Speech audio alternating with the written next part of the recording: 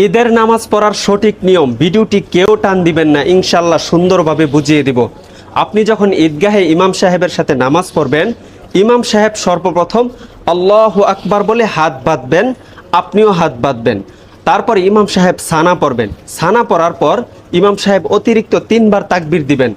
আল্লাহু আকবার বলবেন, হাত ছেড়ে দিবেন। দ্বিতীয়বার আল্লাহু আকবার বলবেন, হাত ছেড়ে দিবেন। তৃতীয়বার আল্লাহু আকবার বলবেন, হাত বেঁধে নেবেন।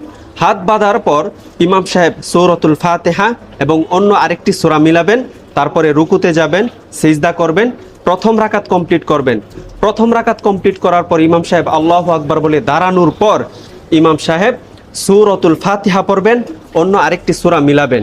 অন্য আরেকটি সূরা মিলানোর পরে রুকুতে যাওয়ার পূর্বে ইমাম সাহেব আরও 3টি তাকবীর দিবেন। আল্লাহু আকবার বলবেন, হাত ছেড়ে দিবেন।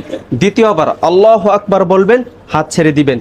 তৃতীয়বার আল্লাহু আকবার বলবেন, হাত ছেড়ে দিবেন। চতুর্থ তাকবীর আল্লাহু আকবার বলে রুকুতে চলে যাবেন। তারপরে রুকুর তাসবিহ পড়বেন, রুকু কমপ্লিট করবেন, সিজদাতে যাবেন, সিজদা কমপ্লিট করার পর ডানে বামে সালাম ফিরিয়ে নামাজ শেষ করবেন। এই ভিডিওটি সর্বোচ্চ শেয়ার করবেন যেন সবাই ঈদের নামাজ সম্পর্কে জানতে পারে, আপনিও সওয়াব পাবেন।